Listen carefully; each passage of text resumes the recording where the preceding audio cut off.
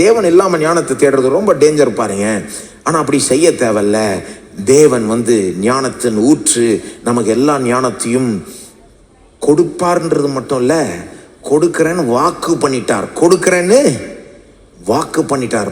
அவருடைய வாக்கு தத்தங்களை பார்ப்போமா? ஞானத்தின் ஊற்று யாருங்க? தேவன்.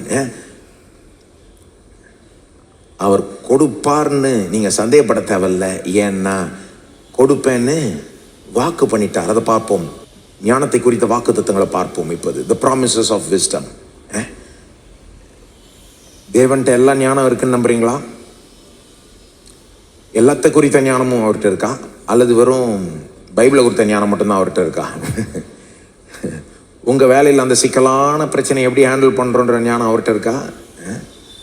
அல்லது உங்க பிள்ளைகளை வளர்க்கறதுக்கு எல்லா ஞானமும் அவர்கிட்ட இருக்கா? அவருக்கு தெரியுமா விஷயம்? அவர் எல்லாத்தையுமே அறிந்தவர். அவர் அறியாதது எதுவுமே கிடையாது. அவர் ஆலோசனையில் ஆச்சரியமானவர் என்று வேதம் சொல்லுகிறது. ஞானமும் வல்லமையும் அவருக்கே உரியது என்று வேதம் சொல்லுகிறது. அவர் ஆழமான அந்த மறைப்பொருளான காரியத்தை கூட வெளிப்படுத்துகிறார் என்று வேதம் சொல்லுகிறது. இருள் இருக்கிறதை அவர் அறிகிறார், வெளிச்சம் அவரிடத்தில் தங்கும் என்று வேதம் சொல்லுகிறது. இந்த ஞானமுள்ள தேவன் நமக்கு ஞானத்தை தர விரும்புகிறார். கொடுக்கிறேன்னு வாக்கு பண்ணிட்டார். வாக்கு தத்தங்களை காண்பிக்க விரும்புகிறேன். யாக்கோபு 1:5 ஞானத்தை குறித்த ரொம்ப முக்கியமான ஒரு வாக்கு தத்தம். யாக்கோபு 1:5 எங்கெங்க சொல்லியிருக்கார்? தேவன் ஞானத்தை கொடுப்பேன்னு சொல்லியிருக்காரா? ஆமா சொல்லியிருக்காரு. எங்க சொல்லியிருக்கார்? யாக்கோபு 1:5 நாம் எல்லாரும் சேர்ந்து வாசிக்கலாமா?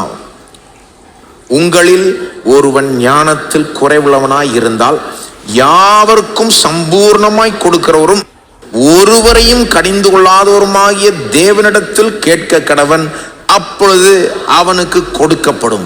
உங்கள் எவ்வளவு ஜெனரலா இருக்கு பாருங்க, எல்லாருக்கும் பொருந்துற மாதிரி வேணுங்கனே யாக்கோபு எழுதிட்டார். உங்களில் ஒருவன் யாரா இருக்கட்டும், உங்களில் ஒருவன் ஞானத்தில் குறைவுள்ளவனாயிருந்தால்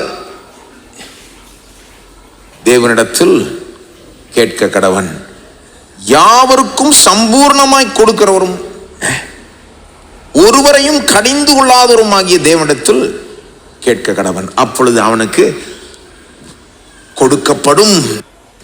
ஞானம் இல்லையா உங்களுக்கு? கேளுங்க, உங்களுக்கு நிச்சயமா கொடுக்கப்படும். நிச்சயமா கொடுப்பார். ஏன்னா அவர் யாருக்கும் சம்பூர்ணமாய் கொடுக்கிறவர். சிலரை நீங்க உங்களுக்கு சில காரியங்களை சொல்லித்தர சொன்னீங்கன்னா கேட்டீங்கன்னா சொல்லித்தர மாட்டாங்க. பார்த்துருக்கீங்களா? உங்க ஃபீல்டில் உங்களை விட கொஞ்சம் பெட்டரான ஆள்கிட்ட போயிட்டு எனக்கு இது கொஞ்சம் சொல்லித்தேன், இது எனக்கு சரியாக வர மாட்டேங்குது, நீங்கள் எப்படி ரொம்ப சூப்பராக பண்ணுறீங்க, நீங்கள் கொஞ்சம் எனக்கு காமிங்களை கொஞ்சம் எப்படி சொல்லிக் கொடுக்க சொன்னீங்கன்னா எல்லாரும் சொல்லித்தர மாட்டாங்க.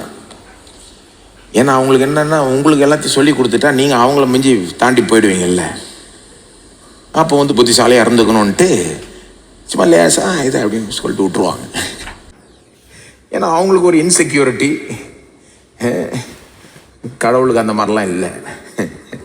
அவர் பயந்துட்டுல நம்ம லெவலையும் தாண்டிடுவான் போல இருக்கு. ஒருவன் ஞானத்தில் குறைவுள்ளவனாய் இருந்தால் யாருக்கும் சம்பூர்ணமாய் கொடுக்கிறவர். நீங்க அவர்கிட்ட போய் ஆண்டவரே எனக்கு சொல்லித்தாருன்னு சொன்னா சம்பூர்ணமாய் தருகிறார் ஞானத்தை. ஒருவரையும் கடிந்து கொள்ளாதவருமாகிய அப்படின்னு அர்த்தம். நீங்க ஞானம் வேணும் ஆண்டவரே, இந்த விஷயத்துல எனக்கு ஞானம் வேணும்னு சொன்னீங்கன்னா என்னத்துக்கு வந்தேன்னு சொல்ல மாட்டாரு. உனக்கு ஒன்றும் தேவை கிடையாது போ அப்படின்னு சொல்ல மாட்டாரு. இருக்கிறத வச்சு திருப்தியாருன்னு சொல்ல மாட்டாரு. அதுதான் சொல்ல வர்றார் யாக்கோபு. ஒருவரையும் கடிந்து கொள்ளாதவரும் ஆகிய தேவனிடத்தில் கேட்க கடவன். அவர் உங்களுக்கு ஞானம் கொடுக்கும்படி காத்து கொண்டிருக்கிறார். யாராவது ஞானத்துக்காக கேட்பாங்களான்னு காத்துக்கிட்டு இருக்காரு. அதனால தான் சாலமன் ஞானம் வேணும்னு சொன்ன உடனே இந்த ஞானத்தையும் புடி, ஐஸ்வர்யத்தையும் புடி, எல்லாத்தையும் புடின்ட்டார். தேவனிடத்தில் கேட்க கடவன், அப்பொழுது அவனுக்கு கொடுக்கப்படும். சங்கீதம் 32. இதெல்லாம் வாக்கு தத்தம் பாரு. யாரு கேட்டாலும் கொடுக்கிறேன், சம்பூர்ணமா கொடுக்கிறேன், கடிந்து கொள்ளாம கொடுக்கிறேன்றார் தேவன். சங்கீதம் 32 8 8-9 வாசிக்கிறேன். நான் உனக்கு போதித்து நீ நடக்க வேண்டிய வழியை உனக்கு காட்டுவேன், உன்மேல் என் கண்ணை வைத்து உனக்கு ஆலோசனை சொல்லுவேன். 9 வாரினாலும் கடிவாளத்தினாலும் வாய் கட்டப்பட்டால் ஒழிய உன்கிட்ட சேராத புத்தி இல்லா குதிரையை போலவும் கோவேறு கழுதை போலவும் இருக்க வேண்டாம். என்ன சொல்றாரு தேவன் 8ஆம் வசனத்துல, நான் உனக்கு போதிக்கிறேன், நீ நடக்க வேண்டிய வழியை உனக்கு நான் காட்டுறேன், உண்மையில் என் கண்ணை வச்சு உனக்கு ஆலோசனை சொல்றேன். ஆக்சுவலா இந்த சங்கீதத்தை ஃபர்ஸ்ட்ல இருந்து வாசிட்டு வந்தீங்கன்னா என்ன பார்ப்பீங்கன்னா, சங்கீதக்காரன் பாவம் செஞ்சுட்டான்.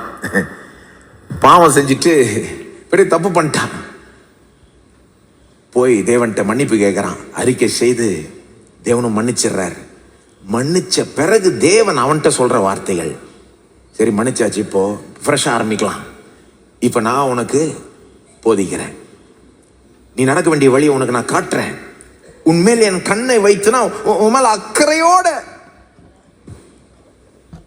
நீதிமான்கள் மேல் தேவனுடைய கண்கள் எப்பொழுதும் இருக்குதுன்னு வேதம் நோக்கமா இருக்குதுன்னு வேதம் சொல்லுது இல்லையா? அந்த மாதிரி உண்மையில் என் கண்ணை வைத்து நான் ரொம்ப உன் மேல அக்கறை வச்சு உனக்கு நான் போதிக்கிறேன், ஆலோசனை சொல்றேன். ஆனா உன்கிட்ட ஒரு காரியத்தை எதிர்பார்க்கிறேன்றாரு. அதான் 9ஆம் வசனத்துல என்னத்தை எதிர்பார்க்கிறாரு? நீ குதிரையை போல கழுதையை போல இருக்கக்கூடாது.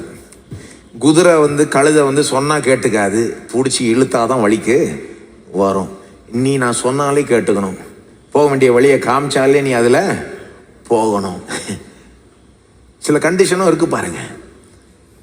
ஞானம் வேணுமா, தேவன் உங்களை போதிக்கணுமா, நிச்சயமா செய்வார். இந்த வாக்குத்தத்தத்தை நம்புங்க.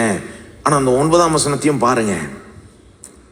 ஆண்டவரே நீ சொல்றப்ப நான் கேட்கிறேன், ஆண்டவரே நீ காட்டும் வழியில் நான் நடக்கிற ஆண்டவரே, நீ உங்களையும் அவருக்கு முன்பாக அவருக்கு அர்ப்பணிங்க. இன்னைக்கு அந்த 8ஆம் வசனத்தை எல்லாரும் சேர்ந்து வாசித்தலாமா? சங்கீதம் 32:8 எல்லாரும் சேர்ந்து வாசிக்கலாம். இது அருமையான வாக்குத்தத்தம், இதை எடுத்துக்கணும்.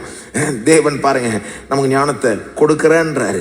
எல்லாரும் சேர்ந்து வாசிப்போமா? சங்கீதம் 32:8, நான் உனக்கு போதித்து நீ நடக்க வேண்டிய வழியை உனக்கு காட்டுவேன், உன் மேல் கண்ணை வைத்து உனக்கு ஆலோசனை சொல்லுவேன். 3 தடவை சொல்றாரு. உனக்கு போதிப்பேன், வழியை காட்டுவேன், ஆலோசனை சொல்லுவேன். ஆகவே இன்னைக்கு நீங்க முதல்ல செய்ய வேண்டிய விஷயம் என்னன்னா, தேவன் தருவாரா இல்லையான்னு நினைக்காதீங்க. நிச்சயமா தருவார், போதிப்பார், வழியை காட்டுவார், ஆலோசனை சொல்லுவார். பரலோகத்தை ஒரு பூட்டப்பட்ட ஒரு தான் நினைக்காதீங்க. இல்ல, இது திறந்த வாசலாய் உங்களுக்கு முன்பாய் நிற்குது. தேவன் உங்களுக்கு ஆலோசனை சொல்லுவார், வழியை காட்டுவார். நம்புங்க.